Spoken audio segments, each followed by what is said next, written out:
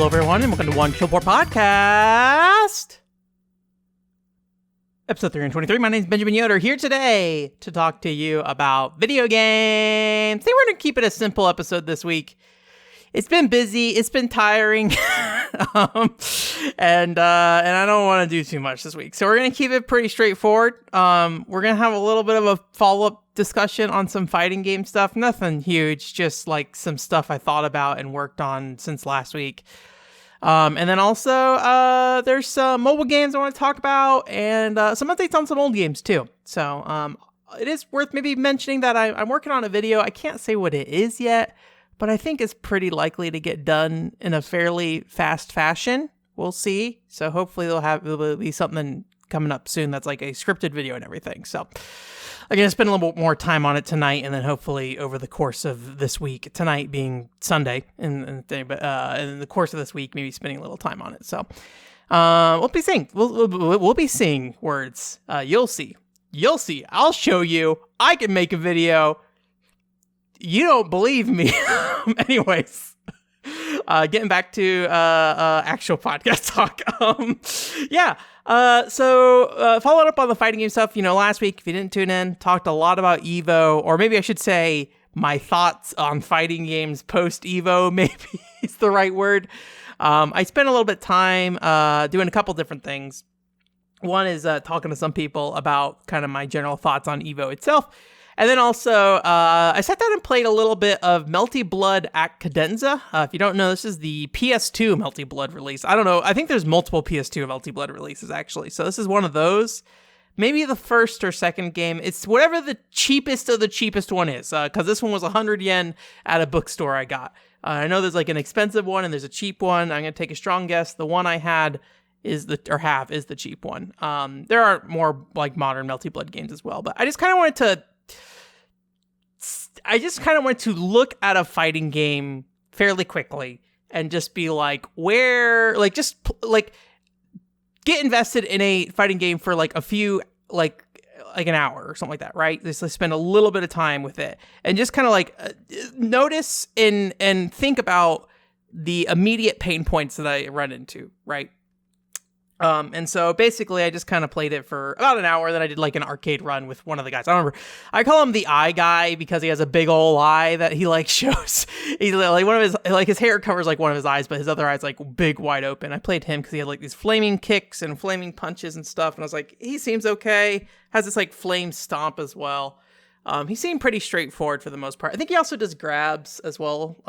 So as like a special, but I don't know anything about like this game. So like what's going on? Like, I guess like one of the things I maybe did not expect going into Melty Blood is that like a quarter of the casts are like the same maid over and over again. Maybe it's like a twin as well or something like that.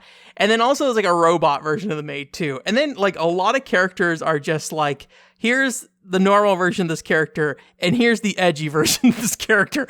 And like, don't get me wrong, I 100% expect like the lore of, if you don't know, Melty Blood's based off like the Fate series or Scheme or whatever. I don't know like exactly what the relationship is, but Melty Blood is based off a visual novel series, right? And so like, I don't know how many characters are in there, if like only certain ones like make sense for a fighting game, but it is kind of funny how much overlap there is of just like, here's the edgy version of this character. The outfit is the same, but she's got a little bit of a migraine and she's like keeled over, holding her head basically. But I will say like the movesets of each of those characters is very different, right? But I went through the whole cast, just kind of like got an idea of like who I wanted to play as, and I picked that one guy, the eye guy. And just like spent time going through the arcade mode kind of thing. And there's a couple different thoughts I had as I was playing it. One is I started to think a little bit back on like the thing I was talking about last week with like Smash Brothers. I don't remember how in depth I went on this with like on the podcast, but one thing I talked a little bit about was like direction of input in Smash Brothers and how that correlates with the action on screen in a way that feels very natural. So you kind of just know what's going to happen generally. Even if you pick up a character, you generally know what's going to happen when you put that input in. And there are things with fighting games in the modern day that I think try to do this to a similar extent, but a lot of times the actions mapped to these buttons are not meant to be mapped in like a directional sense, so they don't necessarily like line up. But you do things like, here's the Hadouken motion, and every other character, most characters have a Hadouken motion command, right? You do like, what is it? I'm thinking of the Dragon Punch, I think, off the top of my head, but I think it's just like down, right, forward. I think that'd be quarter circle. Is that what that's called? Quarter circle punch or something like that. And like with Ryu, it makes sense. You're kind of like throwing a fireball, right? I guess. But like a lot of characters, like in Melty Blood, there's like a character I used that I had that motion. And then I think she like did a claw swipe. And like that was how you launched people. And like no part of that motion correlates with like sending someone upward. So I don't really understand like why map that move other than just like, we have a set series of button inputs people understand, and this is the type of character we're building. Because like when you think of something like Smash Brothers, right? Smash Brothers, every single character has the same goal to kill someone, right? And is to get someone off that edge as far as possible, left, right, up, or down, right? It's one of those things. That's their goal. Where with like a game like Melty Blood, it's a health game, right? So like it doesn't matter like what, like there's a lot of different ways you can kill somebody in a game like Melty Blood, right? And so like it doesn't necessarily make sense to align all those inputs in ways that like directionally make sense, I guess is the thing I was thinking. So that was kind of like one thing I like was thinking a little bit about. But it just kind of like explained that a little bit to me of just like, okay, well, like why does like directional stuff work in Smash Brothers versus like doesn't work in these other games? And I think it's just not important to like make those directions correlate with those inputs, even if it feels unnatural, right? Like the important thing is that there's these set series of button inputs that people know for fighting game characters. And like the important thing is that they know how to do those. And then they just map whatever skills. I mean, I'm sure there's thought to what skills go to what buttons, don't get me wrong. But like it doesn't necessarily mean you need to have like skills that correlate with those button inputs. It's more about, what those button inputs maybe mean to the player, right? Of just like, oh, how easy is it to throw out a fireball versus this other move where we really want you to do a bunch of garbage.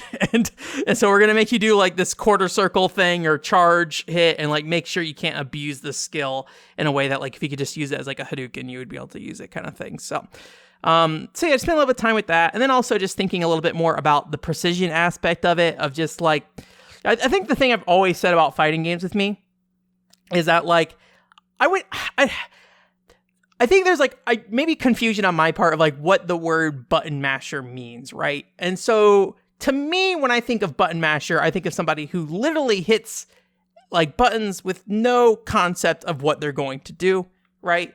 And they're just like, I'm just going to punch these buttons and then hopefully win, right? And I think I've always communicated, especially like Dragon Ball Z or Dragon Ball Fighter Z, I think was around the time that I like really thought about this. It's like, I am somewhere in between where like I definitely mash buttons, but it's like mashing certain buttons that I want to get a certain input out of, right? So like I will mash light a bunch, right? And then I'll like, when I try to go up the chain of what I'm doing, I might mash like medium and heavy just to get in as many hits as I can before they get pushed out of my range, right? And so that like doesn't connect in a combo sense, because combos are more or less in fighting games like making sure when you put an input in, like a character can't react to it, right? It's to my understanding. That's what like a combo is basically you are doing a series of moves where a player has no opportunity to react, right? And so as long as you execute, you will get all those hits in, right? And then so I was like, I will do the light, medium, heavy thing, but it's not like a precise light, medium, heavy. It's like a series of inputs across those things. No real regard to like punches or kicks aside from, reach maybe. Like if I notice they're getting pushed away and my character has a longer punch or kick reach, then obviously I'm going to kind of transition to like a kick reach kind of thing. And so I think that's like one thing I was looking at. I was like, I probably should try to like break that habit with a fighting game, right? And try to make sure that like the inputs I'm doing makes sense. I think a lot about how when I play like an action game, like a hack and slash game, it's very similar for me where like I just kind of mash light for the most part. and then match the medium and then match heavy. Because a lot of times, like, the buffered input, like, doesn't really matter, right, in that time frame. So as long as, like, at the end of the animation, you are on to the next thing you need to do, that's fine. And that might be true for fighting games, but maybe it's just, like, not as noticeable to me because of just, like, the hectic nature of fighting games versus, like, a single-player action hack and slash thing, right? So, like, that's probably something I need to, like, accommodate for going forward if I want to, like, get something more out of a fighting game. The other thing is kind of redefining what it means to, like, be a fighting game. I mean, this is a big question for a lot of games a lot of times where it's like, what does it mean to beat Animal Crossing, right? Like, it used to be pay a house, but, like, with New Horizons, I'm kind of like, just get into the KK Slider song feels like beating that game, because that is kind of like the end of the feature set rollout to you, right? And then so at that point, you're just kind of like living that life. For some people, that'd be 100% of the game, right? Everyone's different. It doesn't really matter. Like everyone's experience is going to be a different thing. And as long as you enjoyed your experience, like at the end of the day, that's all that matters. So like for fighting games, for me, that usually came down to playing through, all story content, first and foremost. And B, if there wasn't like a lot of story content or something like that, it's just playing through the arcade mode with every character. And, obviously that doesn't really help with like learning characters, right? Because you're kind of just jumping between characters. And usually, I think what that ultimately amounts in when you're playing a fighting game is like, what is the series of moves I can use to finish up this thing, like to win this fight, right? And then if it gets too hard, can I do the dice roll of just continuing over and over and over again? And as long as I keep using this strategy, right, then it will eventually work, and eventually I'll do that 2 times in a row and I can succeed, right? So I think like if I were to do another game that is, not heavily like Street Fighter 6 I considered beat at this point, because World Tour mode is like all I really wanted to do, right? But, and the beating a game doesn't really matter outside of like, what does it categorize my backloggery? So it's like already a thing that doesn't really matter, right? But, the point is that, I think it is to redefine success in a game like that. And exactly what you redefine that to, I'm not really sure if that's like, get through without having to do continues, or, if it's an online game, playing online and like setting a thing like I know this is going to sound silly, because to some extent like fighting games are things that you just kind of play forever, and that's okay. And if you know me, you're going to be like, it's really trying to set like a limitation. But I think the big thing is setting a goal, right? Because if I'm just playing a fighting game with no goal, then I think there's not really a lot of reason for me to do what I like to spend any time on figuring it out, right? And Melty Blood at Cadenza may not be this game. That's kind of why I played that one, because like it's one I've never played a Melty Blood game before, and so I'm not going to have nearly as much expectation on what these characters do, and I kind of want it to come in fresh, right? And at this point, I don't even know if I'll play Melty Blood again. It's just that was the experience I was trying to do, was just get myself in this position where I could kind of analyze what happens after I finish this thing, and like what do I need out of it, right? And I don't know if the eye guy or whatever is Kuma, maybe? I don't remember. But like, whatever that guy's name is, if he's the character right for me in Melty Blood, I just kind of picked him on a whim of like, he seemed like he had an okay moveset. But yeah, that's kind of like, I think what I got out of Melty Blood at the very least. So I did a couple more things though. One was I went ahead and watched, there's like an old Polygon video it's like a year old now. Some guy there, I forget his name. He's been at Polygon for a long time. He's got glasses, long hair, things like that. He did a video that was like, hey, I got into fighting games, and it was like one of the most fulfilling things I ever did, right? So I watched the video, and like, it's not a bad video, I will say. It is very much like a panel that I would do, where it's like a lot of things like, do you want to be playing a fighting game? Also, like, don't get discouraged by losing, right? Or don't just get discouraged by getting feedback. Very, like, normal human advice on things. It's like, here's super obvious stuff you should be aware of, but sometimes we forget about these things. And, it's a part of human emotion to react in certain ways, right? And so we got to make sure that when we're in that moment, we rethink how we're going to react to something, right? I mean, that's a lot of like Babylon's Fall video and stuff like that. So like, I totally get it. But the video didn't really do a lot for me generally, just because like everything he's talking about sounded more like somebody who'd get frustrated playing a fighting game, where I don't think I get frustrated playing a fighting game. I think I get frustrated at understanding a fighting game, or the fighting games in general, right? So like in a lot of ways, I just kind of don't care enough with fighting games to like feel frustration toward any particular game, I think. So World Tour mode maybe is the one exception, because World Tour mode in Street Fighter 6 is like something I was interested in, and it kind of didn't deliver what I wanted to do. I mean, not that I was like, that wasn't like that. That was my way into fighting games, something like that. But like, I was thinking about what that World Tour mode was trying to do. In a lot of ways, I kind of didn't care if World Tour mode taught me anything, but that seemed to be what that thing was trying to do, which I think is why I was so critical of it afterwards. It's just like, you're trying to do this and you failed, in my opinion. So, or at least you failed to make it work. At least for me. So where was I going with that? I don't even remember anymore. But anyways, Melty Blood, I did that whole thing. Oh, the Polygon video, yeah. So I really didn't have a lot to take away from that. Other than like the one thing he mentioned was like, pick the big cool character you like, right? Choose the character that you're interested in playing. And I talked to a friend about this a little bit, and he was like, absolutely. Like a lot of just like picking up fighting games can come down to just like, I like the design of this character and I like their moveset, and I'm going to learn that character, right? And that's how you get engaged in that fighting game, right? And like he talked about like how some people don't play fighting games when sequels come out because certain characters don't return and things like that, right? And I feel like when I look at most fighting game rosters, I do not care about any of them.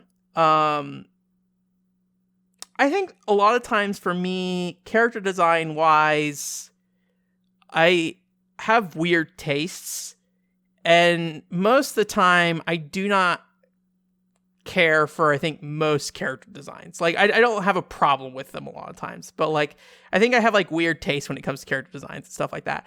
But the other thing was just like the type of character you play as. And like the only thing I could really think of on my side is like, I do like characters that have guns, but guns with pushback, I think is the big thing, right? Because like I have played fighting games where characters have guns and it doesn't really matter. That's fine. But characters like Annie Mosey and Dynamite Bomb, which is a Dojin game we talked about forever ago. And then also characters like what's that game? Idol Showdown, the Hololive one. Botan has like a rifle that like launches people back. And I have no idea how to use these things. I just think it feels good to shoot that rifle and knock somebody back, right?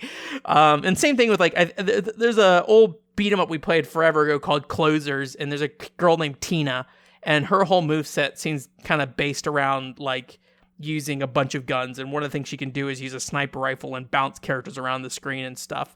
And actually lining up and making sure those things like combo, and at least in that game, it can be challenging. But you know, that's just kind of the nature of learning what connects and what the timing is, right?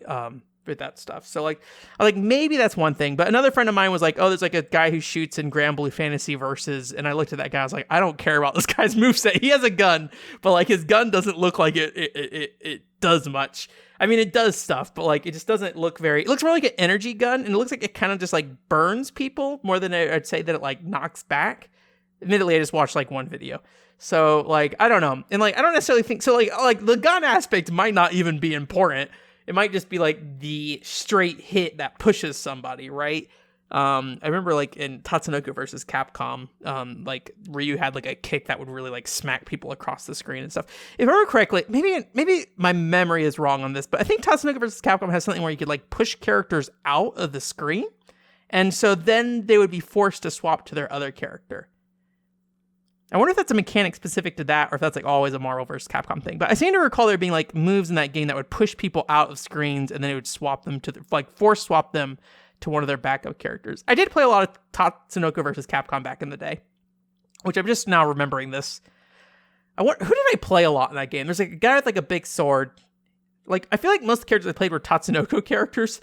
So like I don't know any of their names other than just like, I don't know. He's the bird guy. Saki, she's got a big gun though. She's got a big gun you can combo with. There was also, I played Mega Man, but I'll be honest with you, I like Mega Man from Mega Man Legends because of his hair. That's like 99% of my life for Mega Man. And he has some okay stuff. He had like a machine gun thing. I remember like being really bad at swapping and using arms effectively though. And I think I kind of dropped them because I was like, I'm not good at this character. And then I remember liking Yatterman. Is that what it is? Yatterman, something like that. So anyways, but like, I don't know. I guess the whole reason I was on this line, sorry, we got distracted, was just like, there's very few characters I feel like fighting games that really draw me in. I kind of end up picking somebody and just going for it.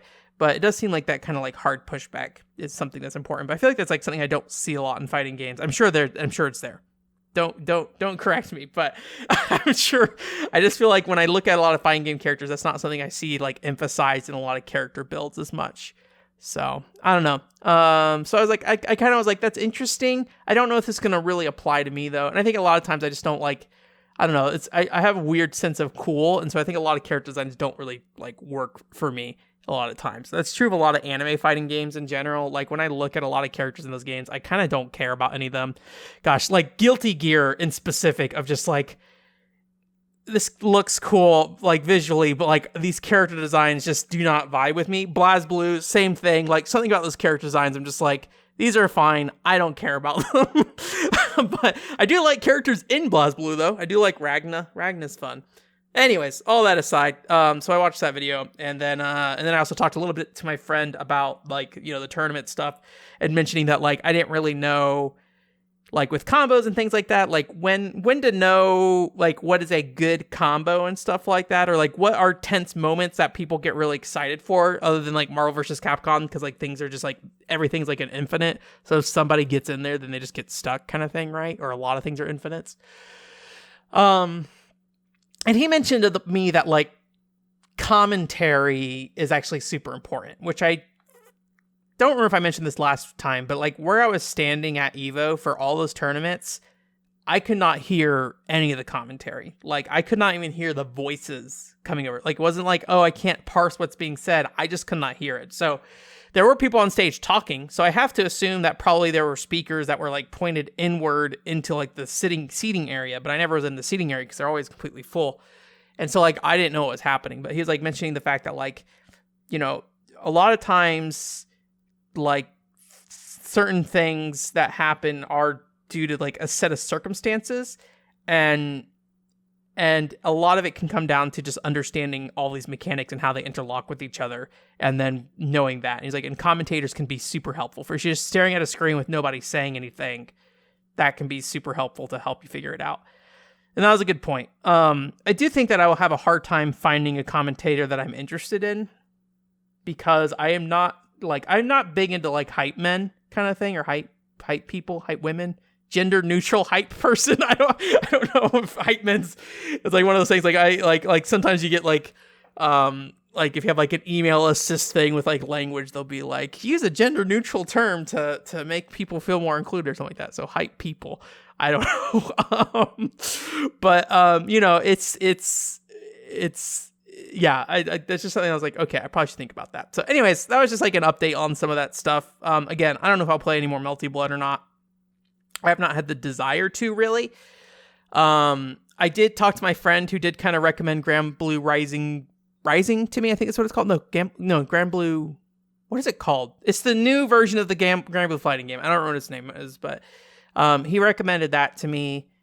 And it comes out in like November. And I was like, I don't know if I'm still going to be like on this train of thought in November, honestly. But I might give that a shot, if only because the weird like Fall Guys stuff and things like that might be enough to just like give me a reason to buy that. That's not just the fighting game. If like my friend or my multiplayer group or whatever is going to play that. But that might be a good chance to sit down and like rethink some stuff there. Because I really don't know, like playing an old PS2 Melty Blood, if that's really going to get me anywhere. But it was a good experience just to like make me rethink what I am trying to do with fighting games, I think was the big thing. So maybe I'll get back to it. Maybe I'll be like, oh, I do want to play the girl that throws cats or something. I don't know.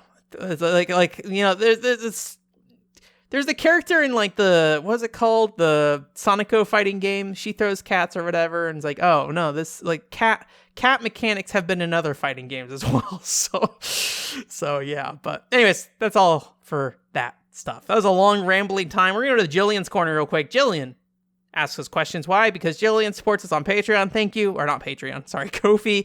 Thank you, Jillian, for supporting us. Jillian asks a question. Jillian says, since Nintendo Land is fucking amazing, Jillian, language. but also designed for the Wii U. What should they do to make it workable on Switch? This is one of those hard questions of like hardware specific games. So I ran into this, I guess maybe I should say, first and foremost, I have barely played Nintendo Land. It's a multiplayer focused game locally, and I have very few people in my life to play local multiplayer games with. So my experience in Nintendo Land was almost entirely solo. So I'm going to be honest with you, I'm not going to be able to answer this question for you specifically, but I think the greater question of just, hardware specific gimmicks and things like that in games, it's a hard thing to like worry about. I mean, is worry about the right word? I don't know, but it's a hard thing to manage, right? I was recently, I don't know if I talked about this on the podcast, but my PS2 controller died, another one, and so I only have like one or two left. I don't remember how many. And the reason why I was worried is because PS2 controllers have pressure sensitive buttons, right? And that is important for games like Mad Maestro, right? And because I'm playing a bunch of like, a lot of times obscure games that don't really have like, not immense knowledge bases online, I don't know if I'll know if I'm playing a game that has, pressure sensitive buttons. So like having something available is important for me to do that, right? And generally playing with a game controller that has pressure sensitive buttons, even if I don't know if the game has pressure sensitive controls. So I ended up picking up like a Retro Fighter controller, and that has pressure-sensitive buttons. I haven't used it that much. I used it a little bit for Melty Blood.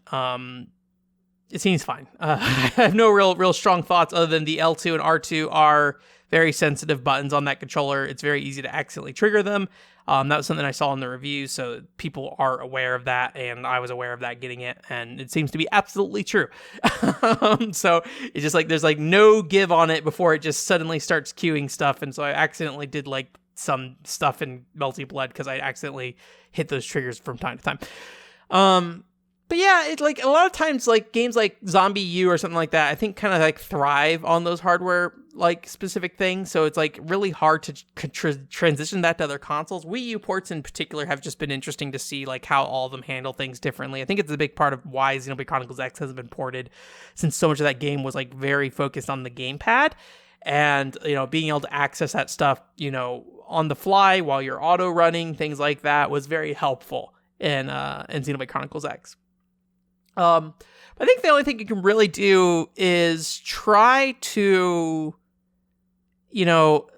especially with like new games that are based off games that previously was like on a hardware gimmick, is try to find something that can mimic the feeling of using that hardware gimmick. So the game I always think about is The World Ends With You on the Nintendo DS. There's been many ports of that game on Switch and iOS and things like that. Maybe some other platforms I don't remember that have to deal with the fact that this is a game that was built around two screens, and it was kind of built around that in that you could use the D-pad to do stuff while also using the stylus to do stuff as well. And kind of the hectic nature of juggling two different characters fighting enemies, right? And like you're not really intended, I think, to be perfect at either or, right? It's kind of just managing what you can between two screens and like juggling to the screen that is more important for that moment. And I think like how The World Ends With You handle that in its sequel, which I can't even for the life of me tell you what the name of that game was. Neo The World Ends With You? I don't know. It's a Japanese game. It's probably called Neo The World Ends With You. It'll be funny if I'm like dead on. I'm kind of curious. Let me see if I'm actually dead on with that. Neo The World. Yeah, it's okay. I'm a little off. It's Neo, Neo, all caps, colon, The World Ends With You. I thought it was just going to be just called straight up Neo, The World Ends With You. I'm guessing Neo stands for something silly in that game. It's a Square Enix game. It sounds like something they would do. But it is... That game, I think, mimics the nature of the unwieldiness of playing on two different screens by just making the moves in that game be very kind of incompatible with each other in terms of like the input you do, right? And so it's like, here's triggers where you're going to like hold and release, but then also here's buttons where you're going to be, smashing the button. Here's buttons where you're going to have to time it in certain ways. And you're kind of, if you want to be effective, using all of those at the same time. So you're kind of doing a lot of things with your hands. And I think that like did a really good job of replicating the feeling of playing. Well, I only played the demo, I should say. But in the brief period of time I played Neo the World Ends With You, I felt like it did a really good job of replicating that. So I think like that's probably the best thing you can do is just like make a new game based around it and try to find some way to build that core experience and core feeling you get and core gimmick and like and find a way to build around that and find creative ways to make it so a typical controller can do that. But for games that like were designed around that, unless you're going to start rebuilding those games, it's kind of like a lost cause, which is like kind of one of the things that like I love the DS and the 3DS and their gimmicks. I love the Wii and their gimmicks. But it definitely like makes it a challenge for these games to come back in meaningful ways. Maybe, I was going to say the Wii, but the motion controls are the easiest part, right? Because the Joy-Cons already have motion controls, and you can use those Joy-Cons separately in a way that a motion controller would work for the Wii. Pointer controls are the real loss, because those were the most games that were like effective at like precision on the Wii use the pointer, especially early on. Wii gyro stuff later is pretty good. And so a lot of those games that would really benefit from being on modern hardware, just you can't do it really. Like you can't really bring Red Steel 2 back probably. You probably can actually. Red Steel 2 is probably doable. Dragon Quest Swords would probably be the one. Like that would be a challenge. You'd have to basically swap out pointer controls for gyro, right? Which I think that would be one of those cases where like the general concept of how you play Dragon Quest Swords would still work. The biggest problem would be the pointer to find where on screen you swiped. And gyro controls could maybe handle that now. Because the problem was with the reason that pointer was there in the first place, probably Dragon Quest Swords, is because the accelerometer couldn't really judge where in the space you were swiping. Where with gyro, you could probably determine that.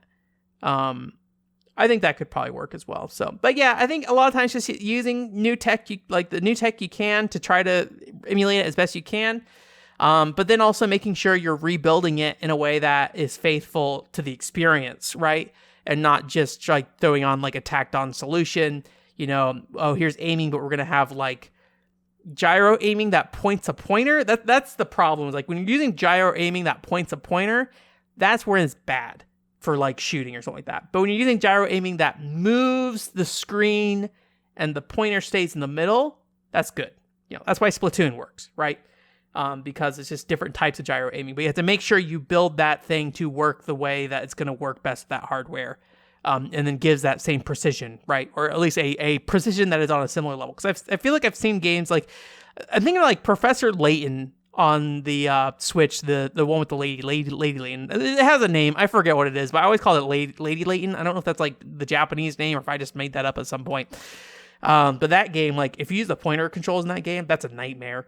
Because it just is not designed in a smart way. I don't want to say not smart way, but it's like trying to emulate a Wii pointer when it really shouldn't be doing a Wii pointer or touchscreen or something like that. So anyways, that's my thoughts on that. Thank you, Jillian, again for your support. You can support me on Ko-fi. Ask me a question if you want. Just go over to my Ko-fi. There's a link in the description and you can give me money to do things, I guess. I don't know. All right. News time. We're going to wrap up with some news. We got a handful of stories here. I don't think any of these will take too terribly long, so I think we'll wrap up here shortly. But first thing, couple mobile games. Pripara is getting a mobile game. I don't know if this is the first Pripara mobile game that they're doing, or if this is like the first one that's more faithful to the arcade experience. But from what I was going through and reading, this new Pripara mobile game is pretty faithful to the arcade. Has a lot of like photo modes and stuff as well. And then also I think some multiplayer elements where you can kind of like submit your girl to be like a part of like a band troupe kind of thing. I think not band troupe, but like a stage thing. And I think it's like not like you aren't playing alongside people, but I think like when you play, you'll play along their characters. I think again, we're on 4gamer.net. This is like machine translation, and I kind of skimmed the article. But at the end of the day, the important thing is that it's like a Pripara arcade experience on phone. It seems like it does make me think a lot about like how much do they value making sure that the experience they build on like a mobile phone doesn't overlap with the experience they build in the arcade to make sure those markets stay both fruitful. Sim Sophia is involved with this one as well. If you don't know, Sim Sophia has developed, I think, the majority of the Pripara games, or at least the most recent ones. So they were involved on this. Takara Tomi's still publishing and distributing it. There's something else called ILPP, but I think that might just be like some Pripara like IP group thing, maybe. I don't know for sure, but Sim Sophia seems to be probably the developer on this. Although their website did not list it yet, at the very least. But, it's been recently announced, and I think it's coming out fairly soon as well. I don't know exactly the date, but Japanese only, of course, or at least as far as I could tell, Japanese only. So, Ever Crisis Final Fantasy VII is launching on September 7th. The only thing I really found is that I was going through like a Game Watch and Press article about this, and they talked about a multiplayer mode in there, where it sounds like you can basically go online with one character and then you'll team up with two other people and you'll be like in a party together. I don't really 100% understand how that works, but they had like player 1, player 2, player 3 under each of the player characters on a battlefield. So that's kind of interesting. There was like some turn-based kind of raid bosses in Final Fantasy XI Grandmasters, or it was just called Final Fantasy Grandmasters, but it's a Final Fantasy XI offshoot. And that would, you have like all 4 people lined up and they would be able to fight. I think it's 4 people. And so it was kind of weird because like each character kind of acted independently from each other, but you kind of had to play your role based off like what job you had. But that might mean you end up in like a situation where you have like 4 white mages fighting something. And so each white mage has to kind of like, try to deal damage in addition to healing each other and stuff. So there's some interesting stuff with that. But I'll be curious to see how that stuff works out. I'm still interested in playing Ever Crisis, but I think I'm going to have to kind of look and see how long it takes to get to the First Soldier story content. That's only story content I am interested in. So if it's like 20 plus hours to get past the first main Final Fantasy story and Crisis Core, something like that, I kind of don't want to do that. So I don't know. We'll see. I don't have a lot of interest in the game itself, honestly, that much. So it's mostly just the First Soldier story content stuff. That would be the thing I'm most interested in seeing. So hopefully it is something that will be easy to get to, at least at some point. But for now, September 7th, find out. Be there. Be square. I won't be there. I might wrap up Snowbreak Containment Zone soon. I feel like I'm entering the end of my interest in that video game. It's perfectly good, perfectly fine. It's a mobile live service game, and there are things I like about it. But for the most part, I think I've gotten everything I want out of that game. And I wanted to get to Chapter 10, but getting Chapter 10 seems like it might be kind of like slowing down the progress to make you want to stick around for Chapter 10. And I'm like, I don't think I'm interested in that idea. Thank you, though. So we'll talk about it at some point. More Final Fantasy news. Final Fantasy Crystal Chronicles had its 20th anniversary.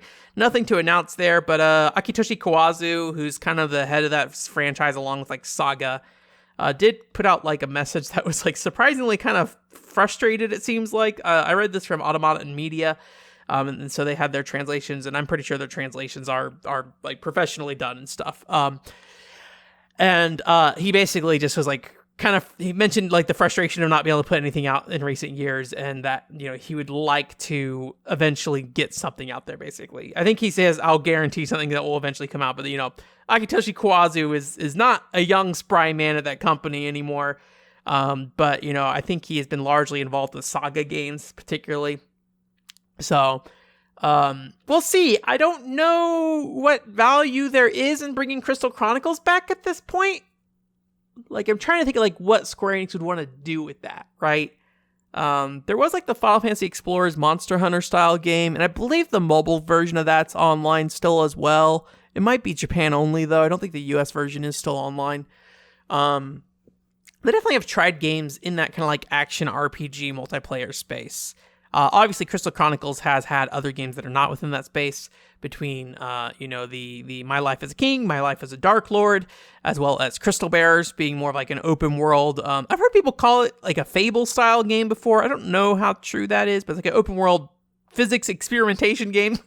So like what Crystal Chronicles is and when does Crystal Chronicles matter as a brand is like a weird thing to think about. There was some news story going around like earlier in the week, last week. Maybe not news stories, like a tweet that was talking about, I think, financials when it came to Square Enix, which I was trying to remember. I feel like we talked about this before, and maybe if I went back in the podcast and looked, I would have found it. I did not bother to go look back, but it was basically just like the whole thing of Square Enix saying they're going to focus more on AAA games rather than, smaller titles, things like Harvestella and things like that. And so that was kind of like a big part of that conversation early in the week last week. And I think my stance on that is that I think, games like Harvestella, Valkyrie, Elysium, and things like that probably are going to get the chopping block going forward if that's true. I think things like live service games, and some people also mentioned NFT stuff as well. I think those things are probably going to continue to get the funding that they would normally get. I mean, I don't know for sure, but like I feel like the money for live service games, I think, is too great for when they succeed. And I think Square Enix always is under the understanding that like those games will fail mostly, but then there's going to be the one that brings them in tons and tons of money for years to come, right? And the NFT stuff, I don't think they're like, unless they're really cutting back on anything, I don't think they're investing a ton of money in that already right now. And it's mostly just like kind of these cheap onboarding projects. We've talked about this before. So I think those are going to be, I don't think we're looking at the Million Arthur NFT game shutting down in the short term or something like that, unless people just aren't engaging with it, right? But like if people are engaging with it and to the degree that they want, then I think they'll continue to build those types of projects. But I just think that probably the games that people are hoping would not get cut are probably the ones that are going to get cut, and the ones that people who are hoping would get cut probably are the ones that are not going to be cut. But I think when you have things like people saying like, oh, they shouldn't be releasing Babylon's Fall and shouldn't be releasing what's that game? Not Babylon's Balan Wonderworld and things like that. I think the people who are in that group are of the mindset that like Square Enix should be putting out quality releases every time. And so AAA releases, I think, make sense for those people. How many of those people are the same people that are like complaining about Harvestella's not being made anymore, right? Is I think a different thing. A lot of times I think it's very easy, and I do this all the time, of like attribute a voice on the internet to one group of people, when often I think it's different groups of people saying different things. So I don't want to sit there and say that like, oh, you're complaining about Balan Wonderworld, but then you're not complaining about Harvestella being made or something like that, right? I don't want to go down that route, but so I don't know. It's interesting. I don't think Crystal Chronicles is a game that is AAA quality though, so I will be surprised if they bring back Crystal Chronicles in a way that is not a live service or mobile game, personally. So, Yokai Watch 4 news. Nothing for us here in the English-speaking community, unless you know Chinese as well. Yokai Watch 4, I assume 4 Plus actually, got a Chinese release. So that's pretty cool. That something actually happened with that game. If you don't know, I think they announced Yokai Watch 4 for localization in the US a long time ago, then proceeded not to do it because I think probably after Yokai Watch 3, Nintendo basically was like, we're good. Thanks, guys. We appreciate these video games you've been sending us, level 5, but we're not going to publish these anymore. So, but level 5 has been kind of coming back fairly strong here in the US. We'll see. I would be interested to see if Yokai Watch 4 English, gets its revival as well and comes out too. There's been no word of that, but seeing the Chinese release happen is a good sign that they still care about utilizing Yokai Watch 4 somehow, some way. We're getting pretty late in the Switch lifespan at this point, PS4 lifespan as well. So I think if they're going to release Yokai Watch 4 in English on those platforms, now would be the time to make that work. Otherwise, probably start looking at, Switch will probably be around for a while, but the PS4 specifically, probably just start looking at a PS5 release. And then, I don't know how much work that would take, kind of thing, right? So that does not mean I have a lot of faith that Yokai Watch 4 will get an English release, but, it is a promising sign to show that they are still engaging with Yokai Watch 4 in some way. And then lastly, Quake 2 Remastered. This was interesting. I think there's like a QuakeCon that happened this weekend. I didn't look too much into this, but people were ecstatic about this as far as I could tell. But it seems like they just put out like a really solid Quake remaster that includes, content from, it sounds like, at least the Nintendo 64 Quake. I don't know if they're including content from, I forget if PlayStation 2 Quake 2 is, or PlayStation 1 Quake 2 is a different game or not either. But Nintendo 64 had unique levels to it, and then I think they're also adding new campaign stuff, but it seems like they're doing a really good job of like adding a ton of split screen options, adding, cross console multiplayer. And then if you have this game on Steam, like Quake 2 Original on Steam, it sounds like you just basically just get it for free, as far as I can tell. So, and then on other platforms, like $10. So it seems like it's a really solid package that they basically just put out dirt cheap. So that's really cool. I might end up messing around with it for the campaign co-op at some point. It is cheap enough, and there's a good chance that like a lot of people that I know have the Quake 2 multiplayer, that it might end up making sense for like the multiplayer group stuff at some point. But I mean, I have Quake 2 on PC. That's how I played through Quake 2 story mode. And that was so I technically own this video game, but we'll see if I actually engage with it from there. So anyways, that's it for this week. Thanks for coming. OneShore.com is the website. Like I said, there should be a video that's going to come up here. I mean, I haven't edited it yet, so, who knows what will happen, but looking at the script and everything in front of me right now, seems like it would probably be a pretty easy video to put out. So I think I'm interested in getting that out. I haven't had anything to the Babylon Fall video, so I think it'd be good to get a video out. I have some other scripts that are done. I have a video with the script recorded as well, audio-wise, but it's just a matter of like sitting down and starting to edit that stuff and see how it all works. But anyways, we'll talk about that when the time comes. Otherwise, that's it for this week, and I hope you guys have a good week. Bye!